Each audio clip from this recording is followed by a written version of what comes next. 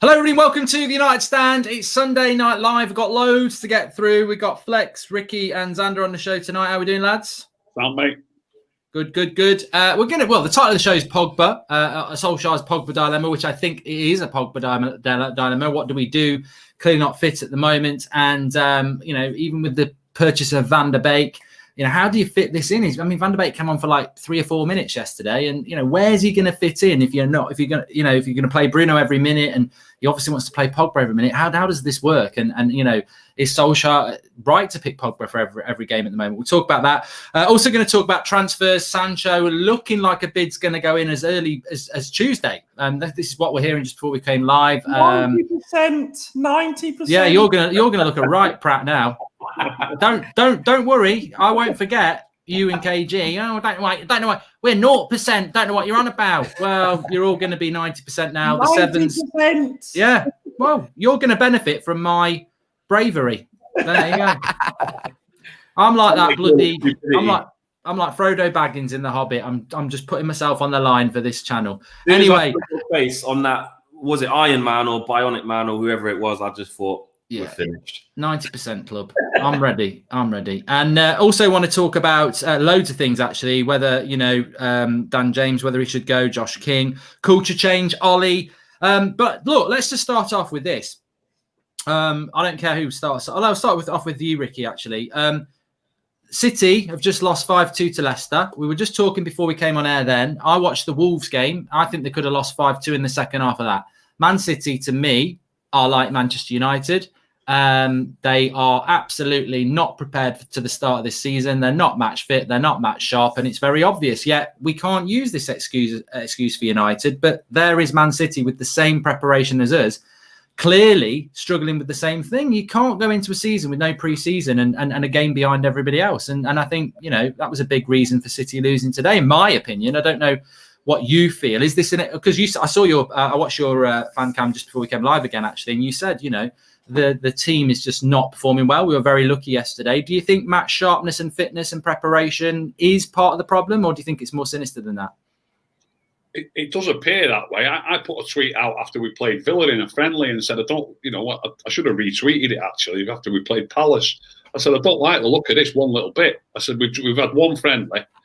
In that friendly, I think about 5 players played who you thought might actually start in the league, and there's no preparation whatsoever. Now, the last game, I put this in that tweet. The last game was just a little bit over a month before that. Before we played Palace, it was just over a month that we played Sevilla. I can't really get my head around how many players are not fit, why they've not been back in time. I mean, like anybody else, couldn't they have had 2 weeks off and then been training for 2 weeks? Although there was international football, but if the lads are playing international football, surely you can't say that those players are not fit. Marshall was perfectly fit when he played for France. He was on fire when he played for France. So I can't put my finger on it, to be honest, Matt. But we certainly didn't. We're certainly not fit. But I don't understand why we weren't back a bit earlier. I don't get it. Well, Flex, you're very sceptical about all this being a reason. What's your thoughts on it? I just think it's too easy. It's too much of a free pass just to say it's only down to that. I think the problem that we've got is that we've seen the team perform like that many times before. For me, tactically, yesterday. To be fair, I mean, look, it's Sunday night show. We've got to sort of cut in on everybody and have a bit of a go. I haven't seen United pass the ball as bad as they did in the first half yesterday. Everybody, Matic, Luke Shaw, two players who I thought played well, Bruno, everybody passed the ball badly yesterday. Was absolutely class. Ricky, I can show you a clip that I've not even made yet of Matic giving the ball away at least 4 times. Of course, there's going to be 1, 2, or 3, but not 6, 7, or 8. Every player in the world. This is what the problem is. People are not realising the players who are doing the right thing most of the time, and they're jumping on things where the 2 things that go wrong. Do you understand what I mean? Matic in the first half. He's absolutely running the show. He was my man of the half. But what I'm saying is, I'm not even picking on individuals. What I'm saying is, as a team, our passing yesterday in the first half was abysmal. And, people are saying it's coaching, like they've bloody got their own badges and they've coached Man City and won 3 titles. It's like, you cannot, it doesn't matter whether you're on the pub football or whatever. You don't go training at Carrington and say, tell you what, lads, let's not pass the ball about today. Let's play on our phones. They'll have done drill after drill after drill. You'd have seen it before the game even kicked off. But match football is different. Match sharpness is different. To me, Flex, that is what we're lacking. And maybe we should have played the first team against Luton last week. I don't know how tired they are. I don't know what's going on with the fitness levels. I mean, Ricky said that himself. But we desperately need games in our legs. That's what we need, because we're just not clicking. We do need it. And that I will never go all on one side and go, this is all Ollie's fault, he's crap, the best thing to do is sack him now. And I will never completely go one side and say, just leave him alone, it's all the players' fault. It's multi-layered. And what I'm saying is that the fact that Brighton was so well drilled and we're not well drilled, and other teams we play are well drilled, or they have a consistent way of playing. The more that game went on, right, it wasn't just a lucky thing where Solly March got in once down the left-hand side. It wasn't luck. It wasn't luck. It was something that they had worked on. The way that they moved the ball, the way that they found space, the way that they created chances. They had a system and way of playing. That, for me, is a concern at times. It is a concern because when you rely on players to do a bit of magic, yes, that's why you spend money. That's why you spend 60 million on a player instead of 15 million on a player. I understand that. But the only problem is when you have too much of a reliance on moments or instances, you need Martial to do a bit of quick feet and bend one into the far post, or you need Rashford to, have a bit of brilliance. You can say that's their job because you spend a lot of money on players, but you also have to have a system that's going to be sustainable so that you can carry on playing like that when those players aren't at it. Is match fitness an issue? Partly, of course, because they've literally come back.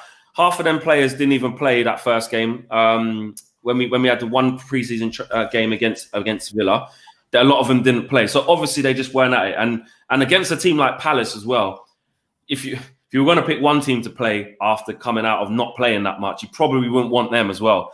Away to the Big Six, they got a great record. They will get after you. And all of our weaknesses were exposed on top of the lack of match sharpness. So I understand that, but I think it's just too easy to just completely not look at anything, like not look at the setup of the coaching and the way we play. You know what my issue is here, and everyone knows I'm very pro Ollie at the moment. And Ollie, if you need me, I'm available. But the reality is, we beat Brighton by playing them off the park for 60 minutes 2 months ago. Yeah. How can you go from doing that? I'll tell you why. This is my opinion, right? I think our performances, right, are very much like some of our players. So you see how we get frustrated with Marcus Rashford sometimes, right? Mm-hmm. Where Rashford is capable by himself of doing what he done to Ben White, sitting him down on his ass twice and putting it in the back of the net, right? But there's a lot of other games where Rashford makes bad decisions. And I'm only using him as an example because most recently he's kind of frustrated me. So I'm just using that as an example. You could say it's Paul Pogba. You could say it's, I don't know, Fred. You could say it was someone else, but I'm just saying Marcus Rashford. Man United as a team are very much like that. Because we don't have a consistent way of playing that we always play, you can get a game against City where we're on the back foot and we've got space to run into, and our game plan is, like Xander says, sometimes we do have a game plan. When our game plan is to sit on the back foot and counter, we're actually quite effective at doing that. The problem is we're Man United and we're not going to be able to play like that every game. We can only play like that against teams who are better than us. But Flex, we finished last season actually a better team and breaking sides down a lot of the time than hit on the counter. I think if you look at but look at the smaller teams. The smaller teams awfully. We finished crap. We did finish the season awfully, but if you look at post-lockdown, that little purple patch that we had where we were smashing teams, they were all low. Sorry? It was 3 games. Like, what it is, Xander, is, yeah? 4 games. What it is, Xander, is I'm with you, yeah? I saw that. This is what I mean. I've started to take a step back. I keep thinking of that severe match reaction I had at the end of when we went out the Europa League, right? And I said to myself, I think we're thinking a lot of our players and setup is way better than it actually truly is. The players that we've got, they're good enough to go and win games. They're good enough to go and win games, and they will win games. We're not going to go on a 10-match winless streak because we've got good players. But what I'm saying is over 38 games in a season, right now, I'm not saying it can't change. I'm not saying Ollie can't grow. I'm not saying Ollie can't get better players and Ollie can change it. I'm only talking about now. Right now, I don't think we have a consistent enough system to be able to play consistently well enough to win games. But you're almost shifting the blame there onto Ollie to an extent because of the whole system thing. But you've actually said yourself that we don't have consistent players. So surely we're going to need to have consistent players for the system to be consistently shown and displayed and being effective. I think the players would be more consistent if they had 2-0. I think the players would be more consistent if they had a more consistent approach. A lot of what I see, right? I think we can put patterns of play together. So you look at, like, I know it's against Luton, but you look at when you look at Rashford and Greenwood came on and they linked up with Fred, played it over, then it was off to Bruno, then Greenwood held it up, nice little interchange with Rashford, he went on to score. We've got good players, Ander. So I'm saying, like, they're going to be able to do that sometimes in a match. They are. But what I'm saying is, I think over the whole season, I see too many bad performances, but not just bad performances because Pogba's giving the ball away. I'm Pogba's biggest critic, but I'm his biggest fan at the same time. I agree. He's playing shit at the moment. Can't even make a 10-yard pass. To me, he looks like he can't move. To me, he looks like he can't turn. At the moment, he just looks really bad.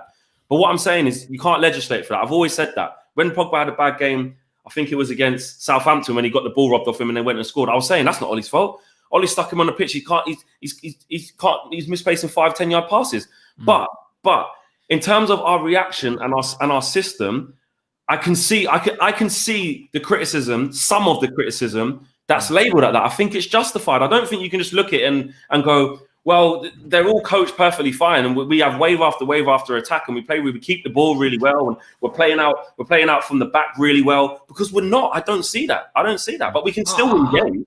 I think it's a joke, though. Can I add something to Flex's comments there, which I think are valid? We're talking about the lack of fitness now and not playing great, and Flex is talking about maybe we're overrating the players. Nobody was saying that we were unfit. Well, we played too many games when we played Sevilla, and if you think about the game before Sevilla, we played Copenhagen, who probably, I mean, I might be doing them a disservice, but they'd probably be a championship team if they were in England.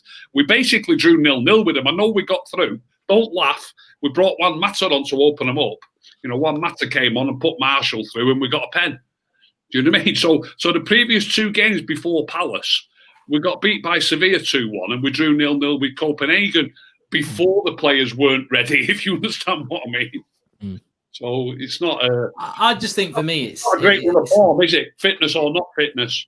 It's definitely a tempo issue. The team is not playing anywhere near to the speed that it was playing, you know, before the break. And I would just repeat what I keep saying. I just think that the criticism is mad. I mean, well, look, 2020 is a mad year. It's a mad year. I'm not even going to try and understand it. But we finished third. We were nowhere near it in lockdown. We came out, played fantastic football, got over the line, got third. We've played 2 league games. The manager's not been backed.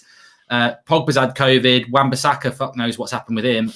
You know, half the team is playing shit, and suddenly it's like, let's change the manager. And, you know, I don't get it. I just do not get it. I don't think I'll ever get it. I just don't get it. I can't get my head around why Ollie out is even a thing 2 games into a new season. I'm with you on that. Listen, he could, because, you know, right now he could go on and win the next 6 games and put us in a really good position. You saw the way the results went today. Football's very reactionary, very reactionary. That's why I'm not on here saying, well, because we've started poorly and I worry about the system that we play at times, I want Ollie out. I'm not saying. Can you imagine if we'd done what Chelsea'd done? Imagine if we'd spent all that money, got all those players, we would have been winning the league before we even kicked a ball. And then you win your first game against Brighton, and Brighton deserved to beat Chelsea. You lose to Liverpool, and then you 3-0 down to West Brom. I dread to think what this fan base would do. I don't think Chelsea's fan base are doing it. So why are ours?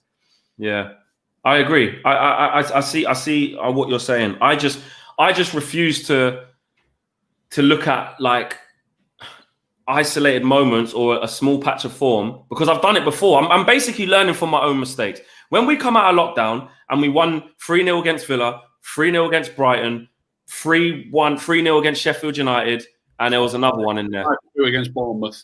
And that 5-2 against Bournemouth. And played brilliant. Best team in Europe. And played well. So what I'm saying is then, so why is it not sustainable? Why the drop off? Why the drop off? I think, you know what I think it is? And we'll go into this topic of Pogba.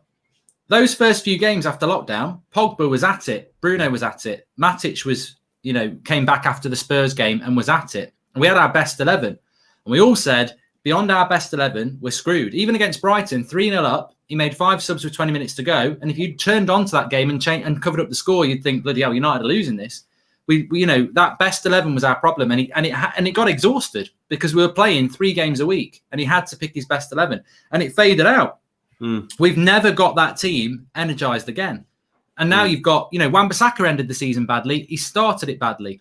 Lindelof and Maguire ended the season badly. That's continued. Pogba ended the season badly and he's had COVID, which I think is a fair excuse.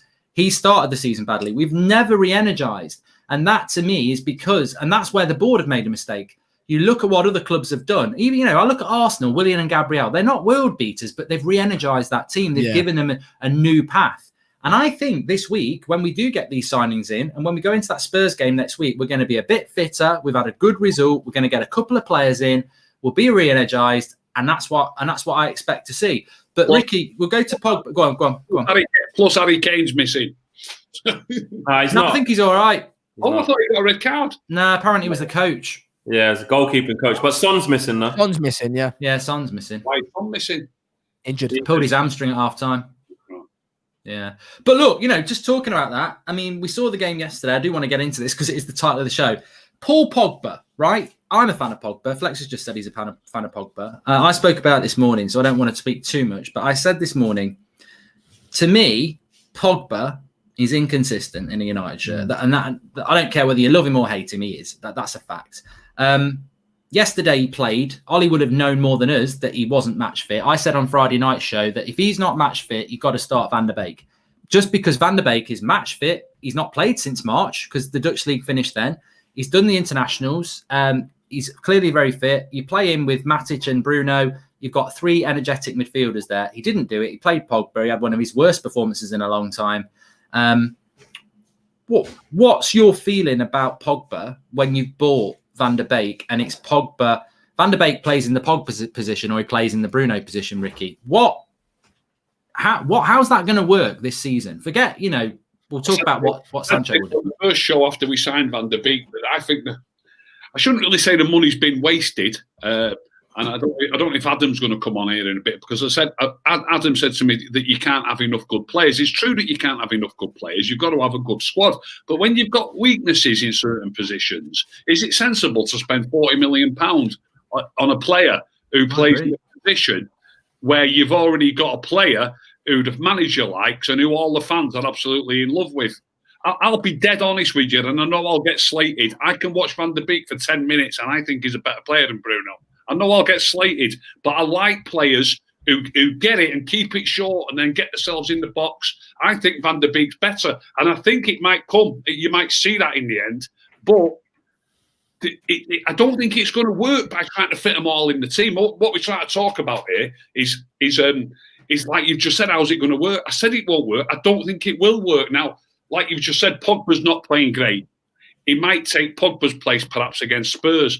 If he takes Pogba's place, I still won't be dead keen on it because Van der Beek and Bruno are both so attacking. I put a tweet up, I think, Flex likes it, so Flex saw it. We're not getting enough players behind the ball.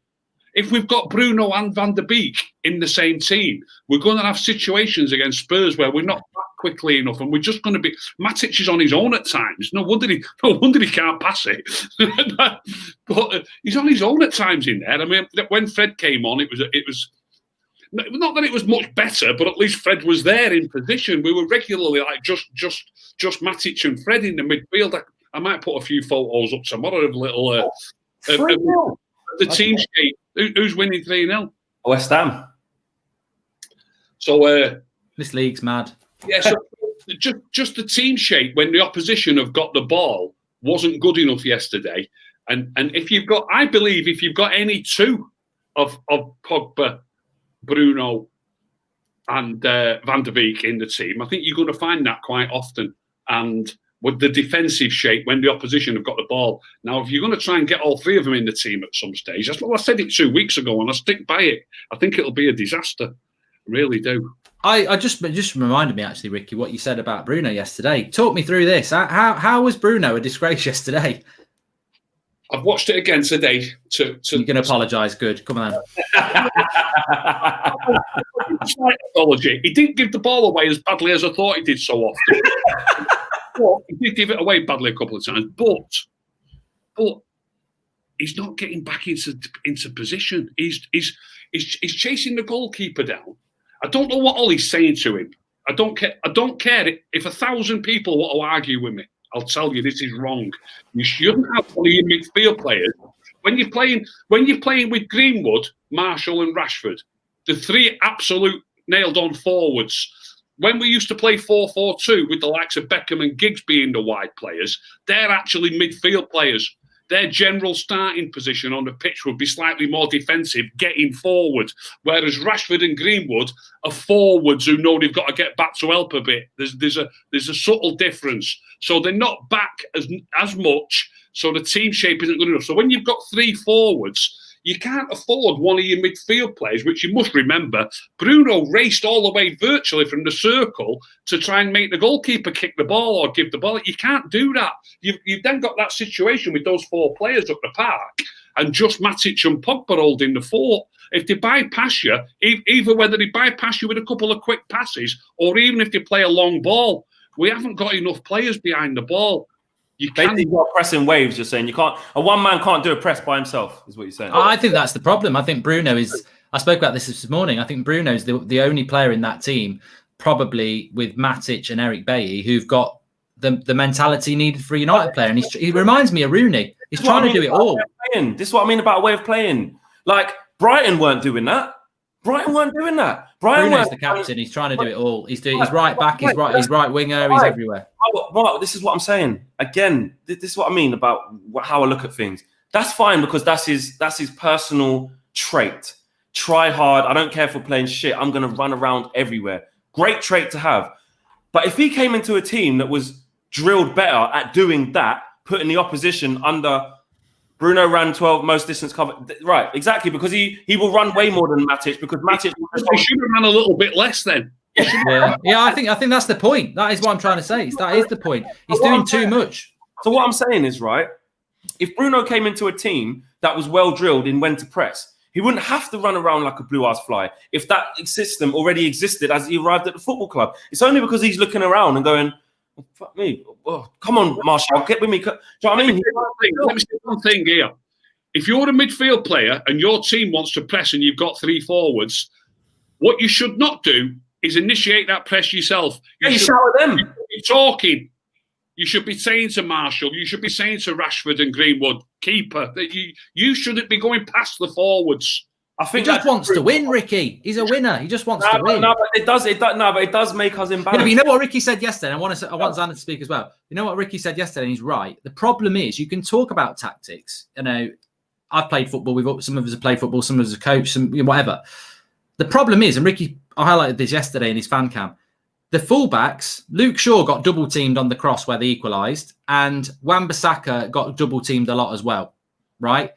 Greenwood and Rashford, whether it's inexperience or what, they are not doing the defensive work as wingers. Wingers, whether Giggs and Beckham, you ask Gary Neville and you ask Dennis Irwin or whoever was left back with Giggs, they will work their arse off back and forward. Luke Shaw works his arse off back and forward. He's back defending. He's overlapping Rashford. He's helping Rashford forward. Where's Rashford helping him backwards? Where's Greenwood helping him backwards? And, that is, you can say, well, Ollie should teach him. I'm sure they're being bloody told to do it. But if they don't do it, who are you going to play to do it? What we're going to get Dan James and Lingard to do it? Well, they might do it, but they're not good enough. They're not good enough. It's a team game. You've got to defend as a team. I agree with Ricky about that.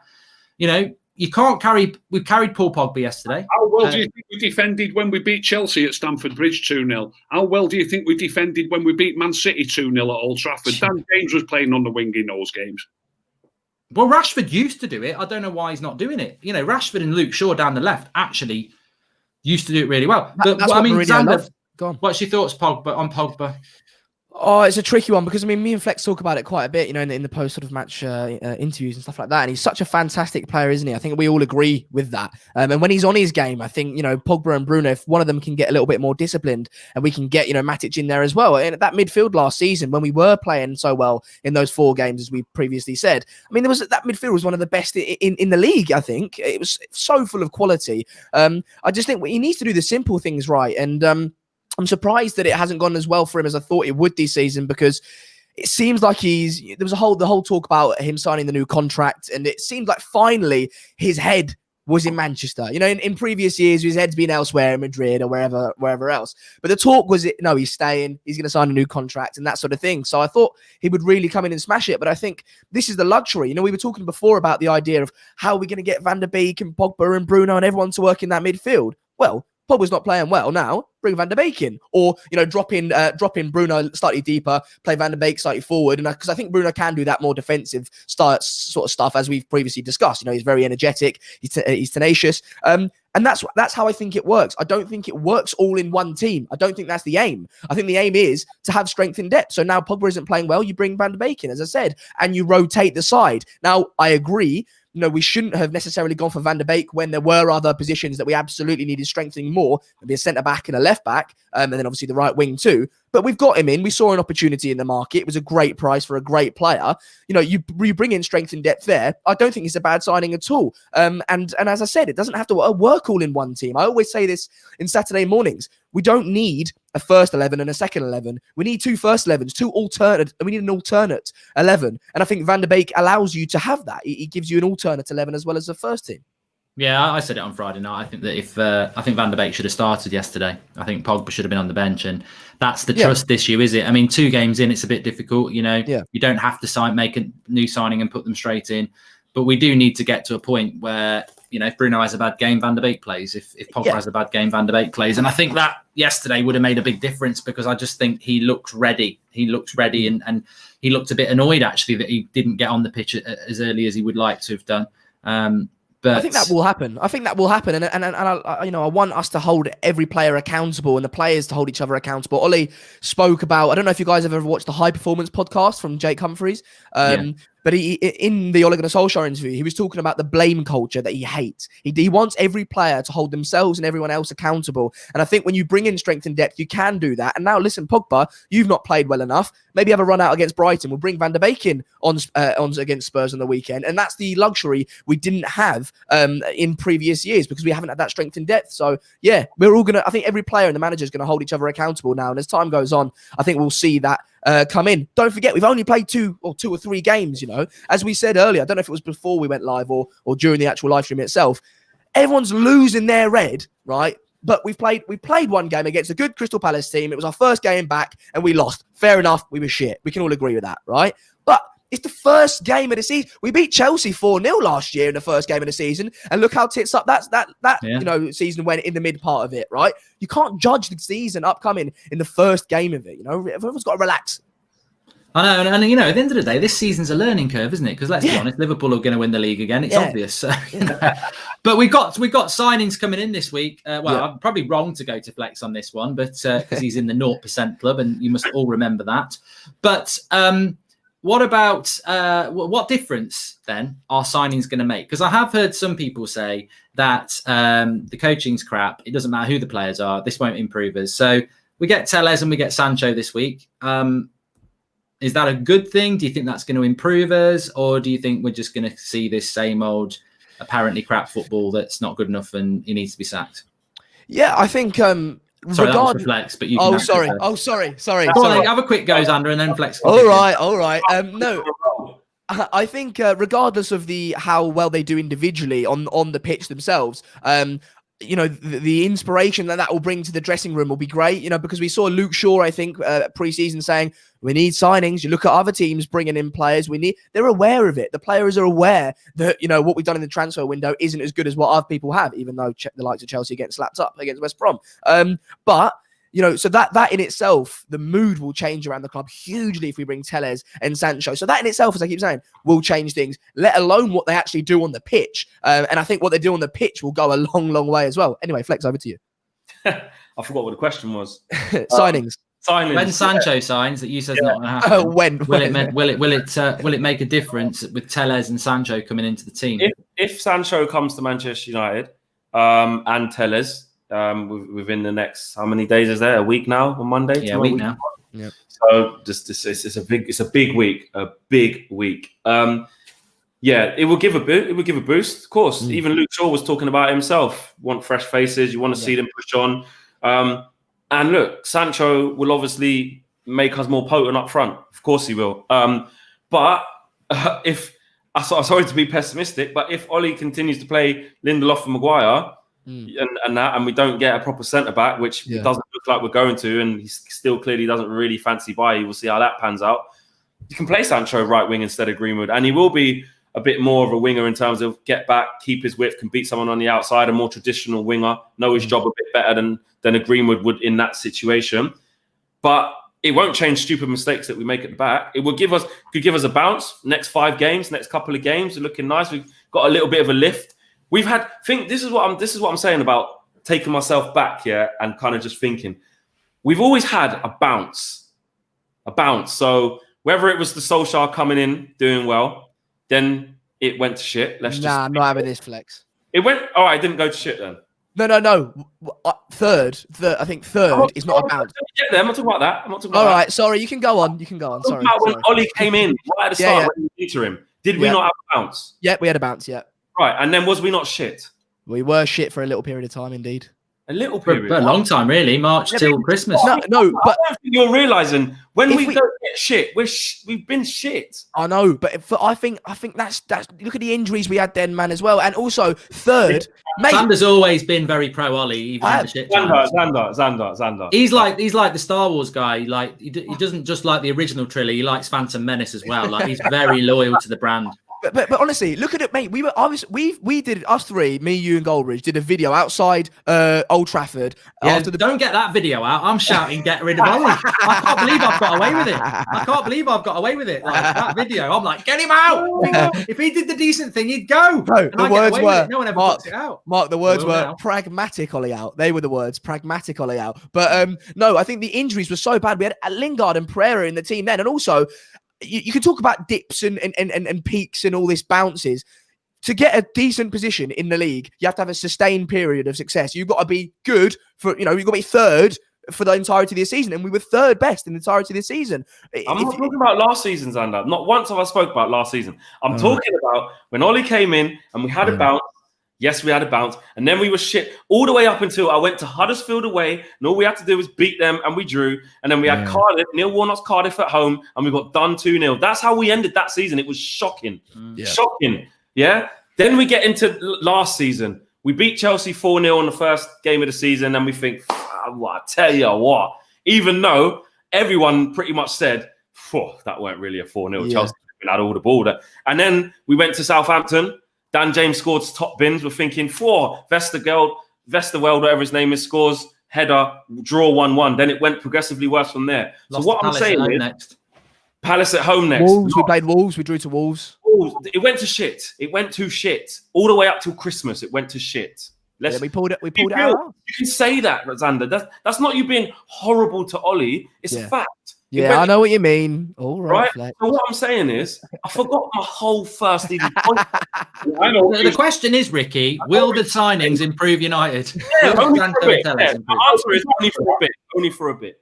I know what Flex was leading to there, and then Bruno came in and we had a bounce. Thank you. And then Pogba came back in and we had a bounce. And then Sancho's going to come in and we're going to have a bounce.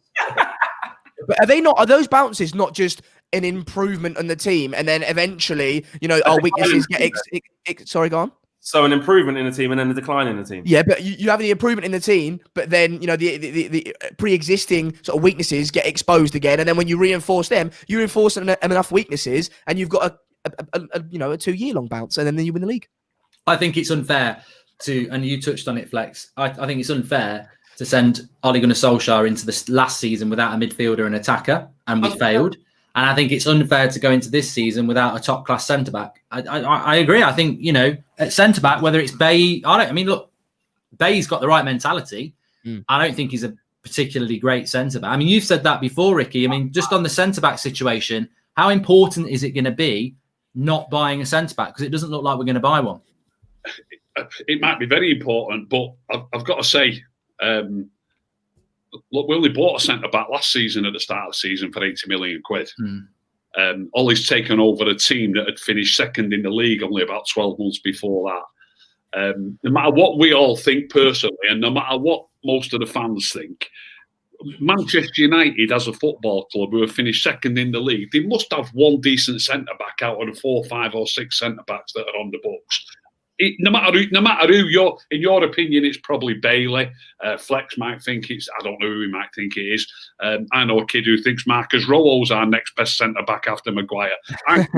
I think Smalling's one of the best. I've always said that. He's the best centre-back in his club, and I did a fan cam with Flex 12 months ago saying I think he's actually better than Maguire. And there's a few people starting to say that now.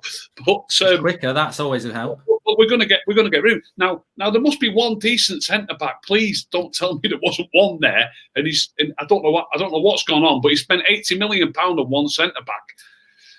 I don't know. Should we be spending another? How much was Lindelof? I know that's not Ollie's signing, but how many centre backs are we going? 40, 50 quid. Yeah, Lindelof, Bailey, Maguire. Ricky, what happens to? This is a good one because I get this. I've not answered this. What happens to Luke Shaw when we sign Alex Telles this week? I've not seen enough of Alex. Well, when I say enough, because Alex Telles is going straight in according to everyone else, but. He might do, and I'll give you my opinion on him after I've seen him play. I've not seen him play yet, but I think this is the case with a lot of our players.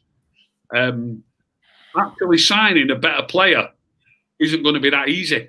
You know what I mean? So without even seeing him, Luke Shaw's a pretty decent left back.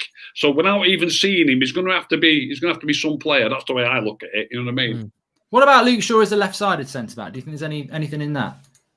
I think we've had this discussion before. I'm not sure it'd be. I don't know why it shouldn't work because when we play with 3 centre backs, we use him as a centre back. And make no mistake, that is as a centre back. So why I feel a little bit different about him playing as part of a pair of centre backs? I'm the same, yeah. I don't really get it, but certainly perhaps in a League Cup time, maybe try it and see how it goes. You know what I mean? One thing he would bring is he's a left-footed left centre-back, which we haven't got. Yeah. He's actually taller than people think because he's about 6 foot. Yeah. And he's quick. Luke Shaw? Yeah, he's about 6 foot, Luke Shaw. Yeah, he is, yeah. Is he? Yeah. Yeah. I've seen that coach as well. I've never thought he was 6 foot. That's the same height. Yeah, and he's I'm 6 foot as well. I don't know why it surprised me because he wins all his headers. Yeah. And he's quick. Is he seriously about 6 foot? Real talk. Yeah. But I don't. I mean, look. The interesting thing for me is we desperately do need another left back because Brandon Williams entered left back. But the interesting thing is, just because you buy a left back, is he to be your first choice left back? You know, it's going to be an interesting battle.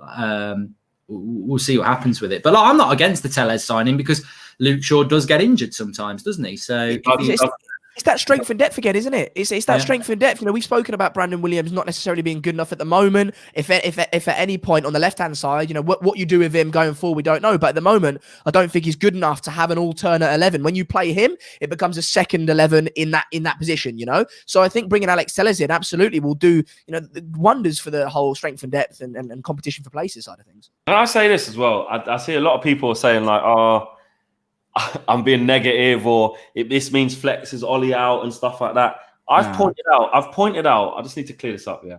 I've pointed out that all the positives that Solskjaer has done and why I don't think he should be sacked right now. I really have done that. All it is that I just refuse to not look at all of the picture. When we're not doing well, it's in me. I have to look at, well, actually, we think some of our players are better than they are. Well, actually, they're not playing in a consistent way. Well, actually, we haven't got the signings that we need, and this player is not that. On top of the good things that Ollie has done, removing players, changing the culture, getting us higher up the table. He has done that. He's consolidated a burning ship. It's almost like he's managed to just simmer down some of the flames, get a bit of woosa, relax a little bit to get us in a position to be able to start rebuilding again. This is the best. Look, I'm not saying this is not part of the best rebuild we've had post Sir Alex.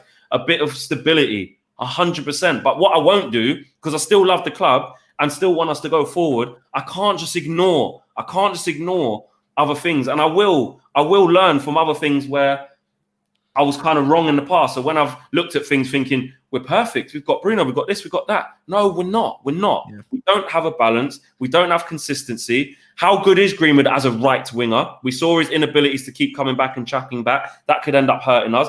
Wan-Bissaka's feet, I've been saying it a lot of times. I think in 18 months, 2 years, I think we'll still be saying with his feet, we've got to find a way. If I'm him, I'm making Wan-Bissaka play not stationary, but I'm making him having to receive the ball and someone's got to be around him to get it off. I would make him move without the ball a lot more, rather than making him have to use the ball and play the ball, because he ain't got the feet for it. He ain't got it. If we get a certain right winger in, that might, that might sort of happen, right? Yeah, I'm just going to say that very quickly because I'll forget. Jadon Sancho is going to change this team. Like, this is a very, very good player. So what's all right? Let me ask you a question. If we sign Jadon Sancho, when? Yeah. Got me there. I'm not getting involved in that. When? Yeah. If we get Jadon Sancho, what is he gonna do? What are we gonna look like? You tell me. Like, instantly, what would we look like? Everyone strap in. Well, yeah, but no. Essentially, what you want is, and I don't care how the midfield works. I want Matic holding the midfield. I want Pogba, Bruno, and Van der Beek the freedom to get on the ball, fitness-wise, and move it quick like they can do. Tempo needs to go up 20% in that team from the last 2 games. I'm not even convinced Rashford starts on the left. I don't care. Put Greenwood there if you want, but hopefully Rashford gets up to his best. Martial through the middle.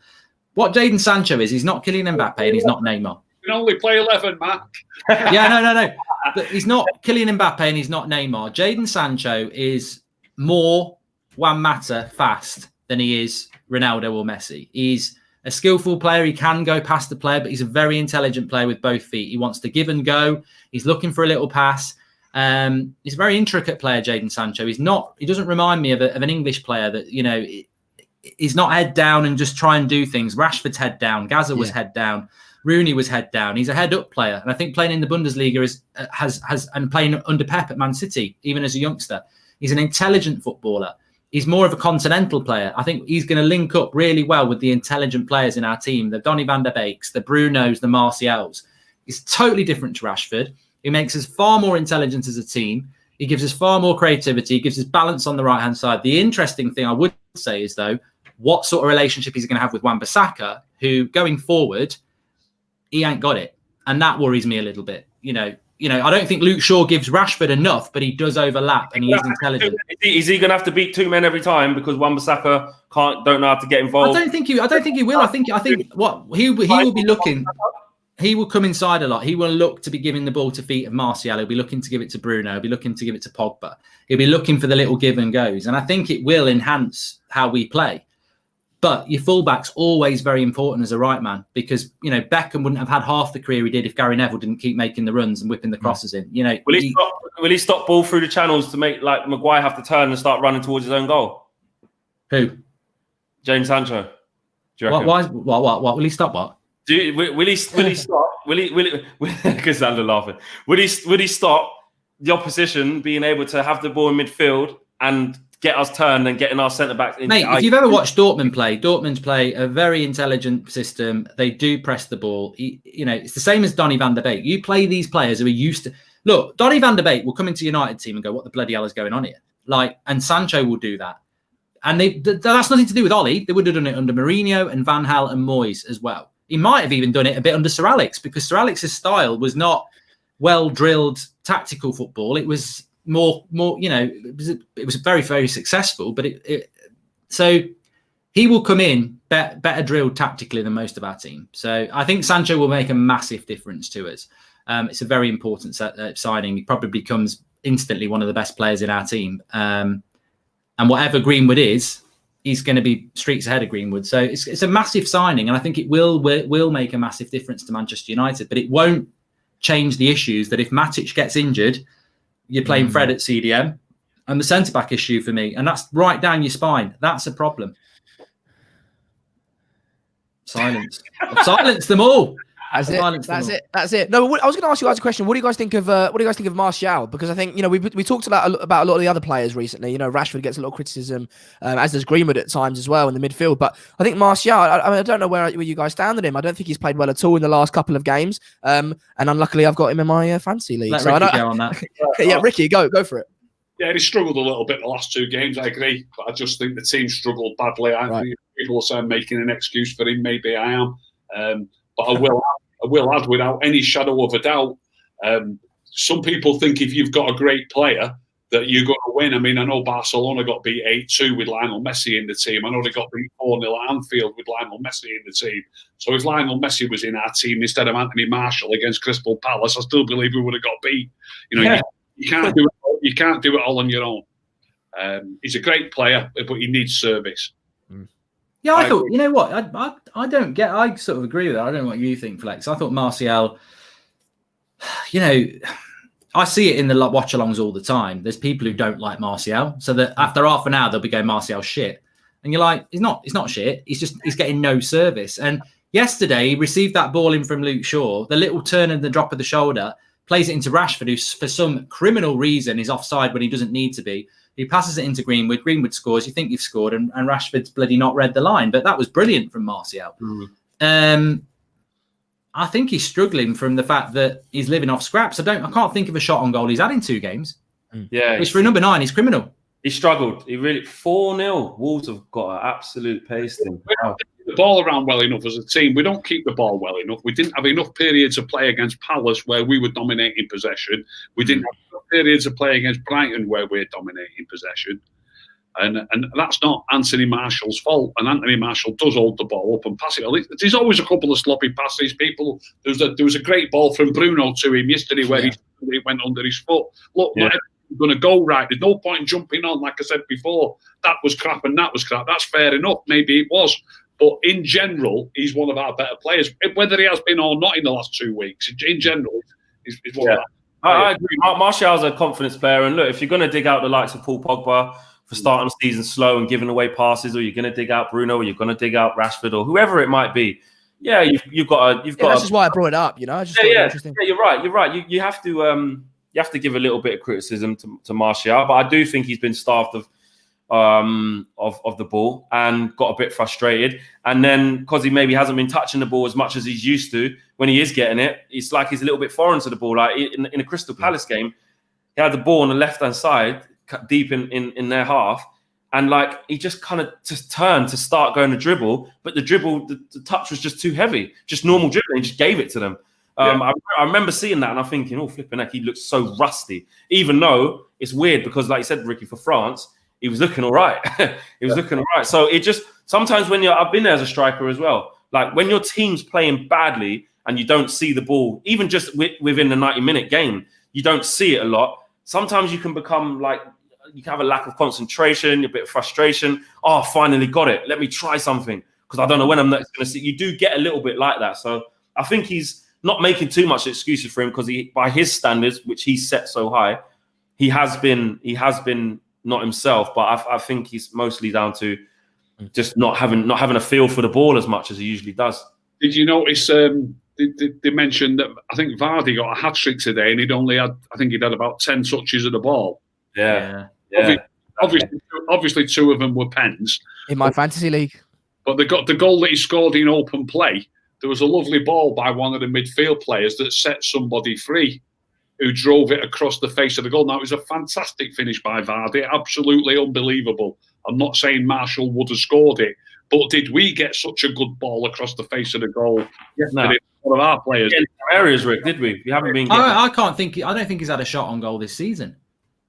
I know it's only 2 games, but I don't think he's actually had a shot. I can't remember a meaningful one unless we're missing something big. But I mean, Rashford's had a couple, hasn't he?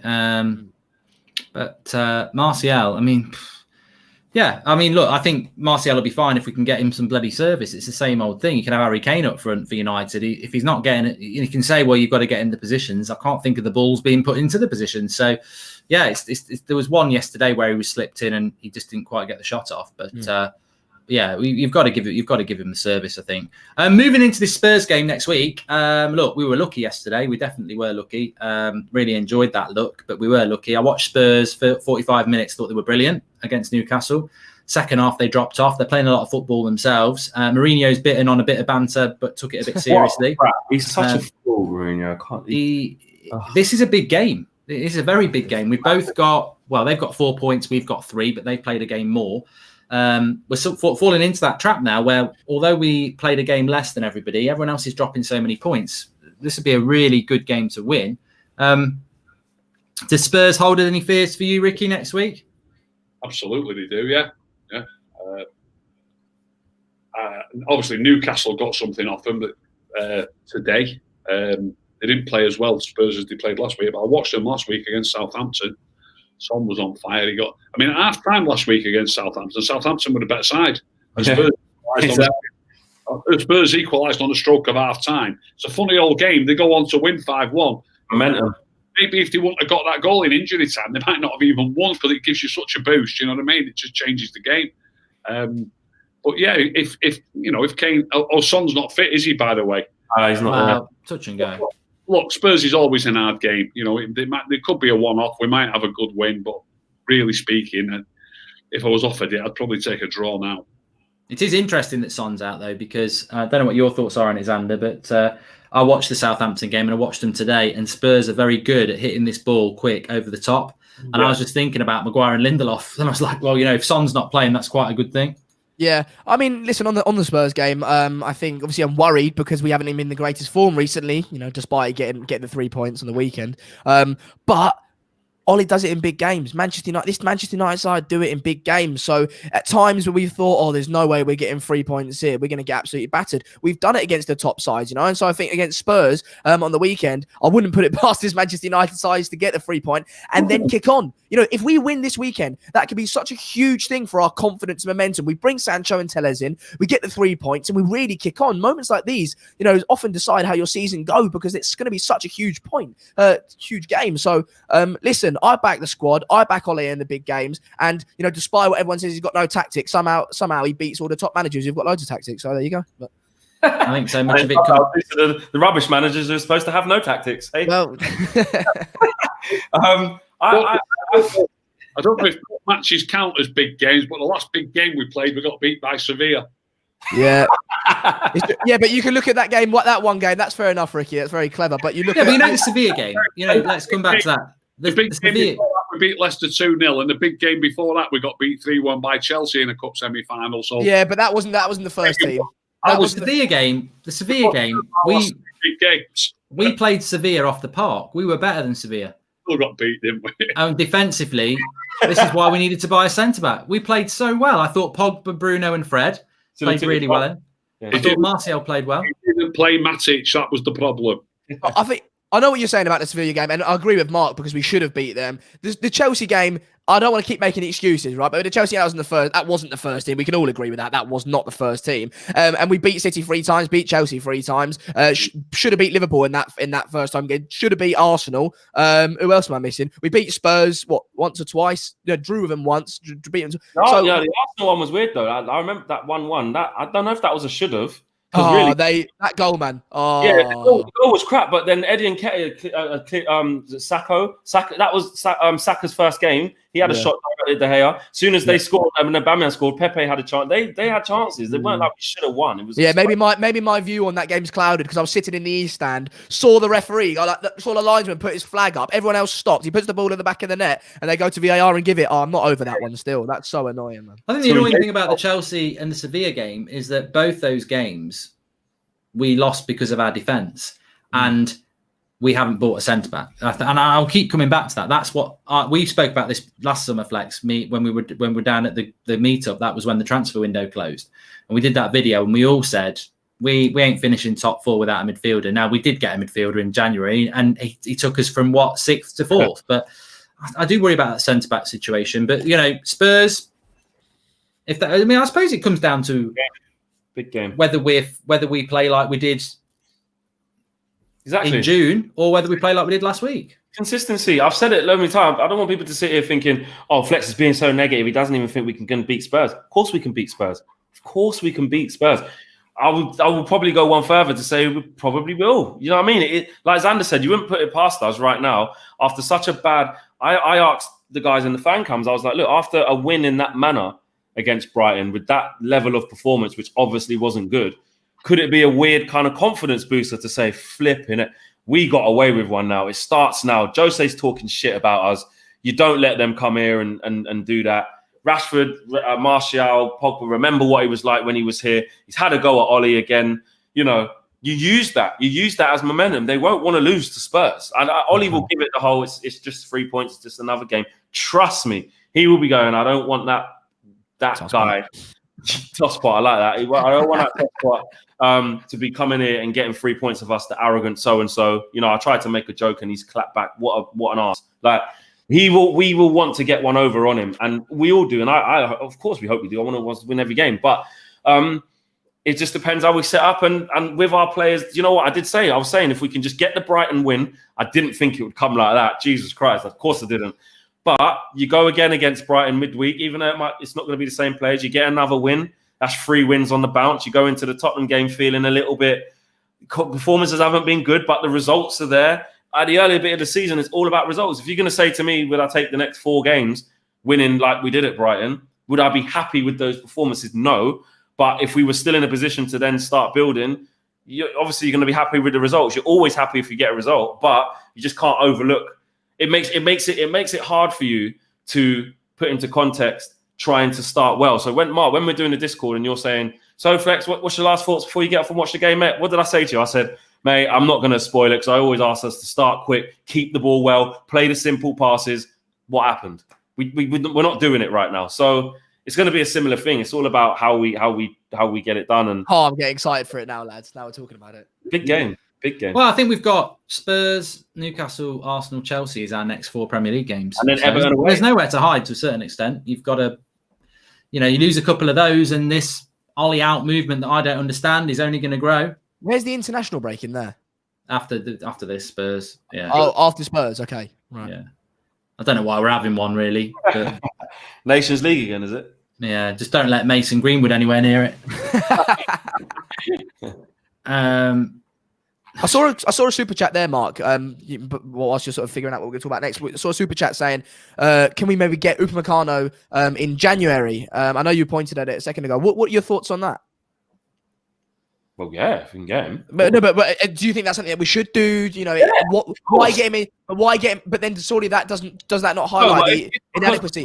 Because I think it goes down to, like I've said, with the Shane Sancho thing, which was my only reservation in getting him, because I think he's a brilliant player, and I do agree with what Mark was saying. Although I'm having a laugh, I do agree with what Mark's saying of his attributes of how he plays, keeps things simple, can go left, can go right. Do you know what I mean? He will make us a better player, but if we get him, it's nearly all of our budget gone. Yeah. Let's face it, we definitely can't afford to go and get him for £109 million or add-ons, whatever it might be, if it happens. Yeah. Tell us they're even start trying to get down from 20 million. It shows you where we're at budget-wise. Maybe Pereira might be out, but that's on the loan. With that Pereira money, that 27 million. That's an option to buy if he goes. He's going to go on a loan. Yeah. I'm joking. Yeah, so that's what I mean. So in January, if the money gets topped up or something, which would it really though? It's weird because the transfer window is going to shut in October and be open really soon. Yeah. The money situation is not going to change. So really, I wouldn't even get involved in the transfer window in January. Only because I don't think we're going to do anything. The situation's not going to change, especially if we buy Sancho. Forget January. I'd be very surprised if we spend money in January unless we need to do something very desperate. We're not going to have another striker. Josh King. That's going to happen. Yeah. I think Ricky, just very quickly, Dan James, strong talk that him going to Leeds. I presume you're against that? I'm dead against it. Yeah, he's the only winger we've got. Oh. Well, we haven't got a winger, have we? Who else have we got who's a winger? He's the only actual out-and-out winger we have. Right. We've got. I know you're saying he's not. No, I know you're saying you don't think he's very good, Xander. But in terms of an actual out-and-out winger who just wants to get past his man and cross it, he is actually the only player. All right, but I can be an out-and-out centre-back. Doesn't mean I'm good enough to play for United. How many times? I'm saying he's only got. How many times does Rashford put a cross in the box, or even try to put a cross in the box? You don't his man round the outside. It's always on the inside. Well, on you, Xander, you were saying earlier, oh yeah, well, you know, we beat City back end of the game. You know, 2 games. We beat Chelsea 2 games. You know, Ollie's got a plan. Ollie's got a plan. But Dan James is playing in games. He ripped City a new one when he played against them. So why is he not good enough then? I just don't think from what I've seen on the ball, I think that was a system flex. No, I think what I've seen on the ball from Dan James, I agree with what Ricky's saying in the sense that, you know, he is that out-and-out winger in the sense that he tries to get to the byline and put a ball in. I'd agree with you in that sense. But I think on the ball, he just isn't technically good enough. Maybe that could change, but his final pass, his end product just hasn't been good enough for me. And I think a lot of the times he's just all pace and not enough intricacy. Now, there is a time and a place for that, i.e. when City come at you and leave huge, ridiculous space in the back. Whack Dan James on, and he's just going to tear you a new one, as you said. But there's a very, very specific time and a place for that. And a lot of the times, I don't think he's suited to the game. If I was to say to you, Xander, that when we played Crystal Palace last week, I know we got took off at half-time, but it was the pick of our 3 forwards in the first half. What would you say to me? I'd say silence. No. I'm just having a little think about it. I'd just say the pick of the 3 forwards, but I think none of the 3 forwards played any good at all. I don't think Rashford was any good. I don't think Martial was any good, and I think Dan James was underwhelming at time as well. Should that really matter? What do you mean? That's the last game. It's the only game we've played so far this season. There'll be loads of people who don't agree with me. But if you want to come and do a watch along, you can come along, mate. I'll watch it again with you. And I'll point. Send me your address, mate. We'll crack a couple open and we'll sit and watch it. He does well. He does more good things than Rashford does in that game. He does more good things than Martial does, and he does less poor things. And I keep hearing about footballing intelligence. I'll point out 2 or 3 absolute beautiful pieces of intelligence that he does. It's there, factually, on the TV. Come and show me and tell me that I'm wrong. So would you rather Dan James play instead of Greenwood on the right? Definitely. Instead of Sancho? I'm just trying to get a feel for. Not necessarily say instead of Sancho, but we haven't got Sancho, have we? And also, I'd still like to watch Sancho 2 or 3 times in a red shirt before I make my mind up, and I haven't got the option to do that. So what is it about James that you prefer to Greenwood? Got an M in the name. Well, he's like you say, well, first of all, he's a winger. I like wingers. I do like proper wingers. Right. We've talked about the defensive shape. His defensive work's superb. The last 3 games he played before lockdown, don't laugh, we kept 3 clean sheets. We beat City 2-0. We beat Chelsea 2-0. We beat Watford 3-0. Surely we can't be carrying a complete bag of shite, can we, in that team when we're doing them things? Do you know what I mean? So yeah. I just tell you what I think's funny. I think it's hilarious that David Moyes is presiding over the best ever result he's had, and he's at home watching Midsummer Murders. They're better off without him. I know. It's a shame there's no fans in the ground. They'll be saying, "Can you get COVID every week?" With a parachute on. Look, Antonio give him the proper chicken. Look at that. Oh, blowing him up. I mean, look, we are going to be back. Obviously, well, I don't know whether we'll do a Sunday night show next week because the kickoff.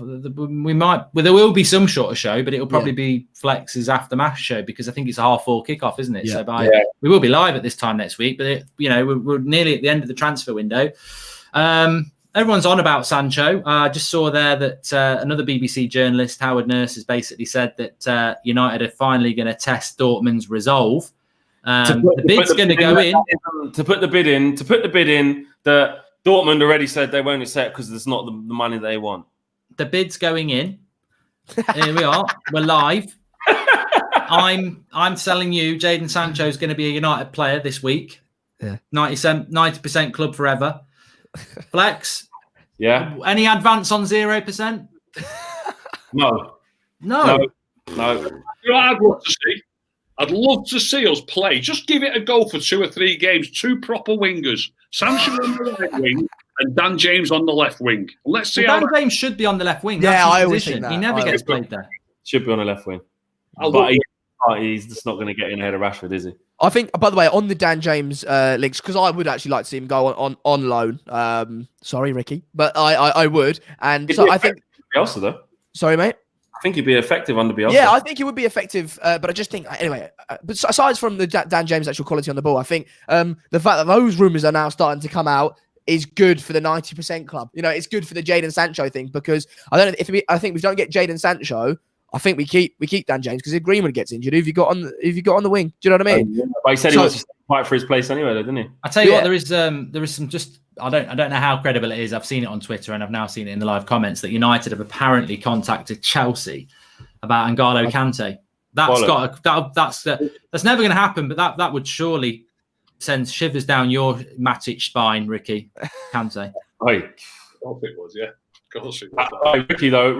Ricky, I'll be honest, I'm man enough to say over the last year or so, from January when Matic came back into the team, I'm man enough to say we are a much better team with him. Yeah. But Kante is better than him. Thing is, and I don't know if Ollie will think like this, I've spoke about this numerous times. We need two players who work hard, keep the position in the field. We haven't got room for Pogba. We haven't got room for Pogba, Bruno, and VDB all in the same team. But we have got room for Kante and Matic in the same team. No, I see what you're saying. I didn't even have my say on the Pogba thing. We've gone over a bit. I don't know. But the Pogba thing, I say that again. What did you say, Rick? I say Matic have won the league together as a pair already. Yeah, true. With the Pogba thing, I see a player who can't really play that position. Right. That's I've actually worked. That's actually. Doesn't he play there for France? With better players around him, he can play deeper. So if you've got Matuidi and Kante around you, Mbappe ahead, Griezmann, you've got runners it's a whole different thing. You know, you can. Do you buy into that bollocks though, Flex? That I hear this a lot about Pogba. He needs better players around him, and I find that you'd score goals with bloody Neymar and Mbappe on the wings. It's like, should Pogba not be doing it? You've got to take responsibility. You've got to take responsibility for your own performances, and that's why I'm getting frustrated with Pogba, because I love Pogba. I know the player he can be, but again, I won't let that get in the way of looking at his actual game. For me, he's come back. I think he looks leggy. I think when he was training, when he was in his rehab, I don't know if he's put on like on the top half. Like he looks like he's just not that mobile. He's quite clumsy in the tackle. He's tripping people up. Yeah, he's very lucky on that penalty yesterday. No one's really talking about it. Would have been given. In the end, I thought it was just about right, but it could have been given. You could see. I didn't think it was a penalty, but I think it was luck. You know, it was only because he didn't catch him with the leg stride. It was not an awful position. He got himself the wrong side of the ball. He's in a horrible mess, and he's panicking. He's thinking, shit. He's trying to get out of the way. But if that happened in the centre circle, he would have got a free kick given against him. Let's be real. So what I'm saying is, when I'm looking at a player of Pogba's quality, who's supposed to be as good as De Bruyne, he's supposed to be the best midfield player in the world. Well, I just think that Pogba can be world class, but I don't see him as he's not world class right now. Only because he's not playing in world class form. He's just not. It's just a fact. When you can't make 10-yard passes, or you keep getting the ball nabbed off you, you're trying to turn and take it too long. Right now, he's just not there yet. He looks sluggish. He looks like he's not there yet. He just needs to get fit. He needs to get fit, and then it is a little bit of a kind of hard thing for Ollie to sort out, because Pogba should be influencing the game further forward. He should. He really should. I'm saying, which I can't see him doing, Ollie, if you can just play a free in midfield, don't have a 10, and play 3 functional midfielders, you know, just like it was back in the old days. I know it was 4-4-2 with 2, but when you ain't got the ball, you work your ass off and try and win it back. When you have got the ball, one of you works out, right, them 2 have gone, they're going to go and do their thing, I'm going to sit here, or one's gone, we both sit here, we keep it tight. But I don't think we've got that in us to just change our whole philosophy and way of playing. So, but I think Pogba needs to play further up, but I just get frustrated because I always say it, I just want to see him do the simple things well. And I don't think he's doing that right now. There's a lot of people mentioned that they think Solskjaer's turned Marshall into a better striker. And when Pogba plays for France, he plays for one of the best holding midfield players that's ever played the game. That's what Deschamps' job was. So whether that has an effect on him when he plays for France, I would imagine if you've got anything about you, if Didier Deschamps says it's Tuesday, it's Tuesday. Yeah. And you know, Pogba, he just needs confidence as well, which is why I think someone said Ollie tweeted. And that's why Ollie wants to persist in playing him as well, I think, because I think Ollie knows how important he can be. And you know what Ollie's like as a manager. He's a real man manager. He won't want to... He will look at Pogba and think, I tell you what, if I actually take him out now, I don't trust that I can get him back. Yeah. Do you know what I mean? So, yeah. Romano's tweeted that Leeds are in for another winger, so maybe they won't get Dan James. He'll end up staying. Flex is in the no percent club. Xander, what are you thinking on Sancho percent wise of his signing? I mean, it's so difficult because I think the situation simply is, if United match that bid with that Dortmund clearly are holding out for, then we'll get him. So if we bring up that money, then we'll get him. If we, I think we'll end up getting him. Double zero, mate. I do think we'll end up getting him, but it just depends on how willing United are to do so. Yeah, I think we'll end up getting him. So that, okay. And Ricky? Come on, Rick. Come on, Rick. Come on, I'll let you in. The door's open. I don't think they'll pay the money, me, do you? I can't. No, I don't. Can't see it. Oh, I'm loving this. I'm absolutely loving it. I've got to be honest. If we keep playing like we're playing, I feel sorry for the kid if he signs. He can't do it all on his own. I can't wait for this Sancho signing, beat Spurs, come back after the international break with 2 weeks break, and then we'll smash Arsenal and Chelsea, and we'll smash Newcastle. And I'll just be sat there every week saying, playing back, getting out tweets about no football, no tactics, no idea. PE teacher, Ollie the Wally, and I'll just be saying Agenda FC. 90% club is eating steak this week. That's all I'm telling you.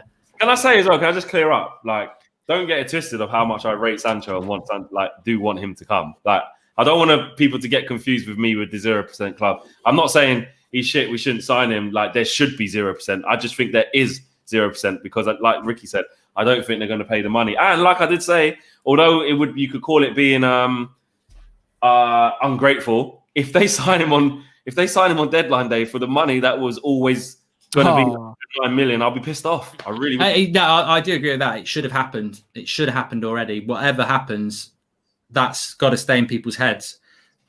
We might not have lost to Palace if we'd got these signings done. I said that, yeah. I kept saying it on the Saturday shows.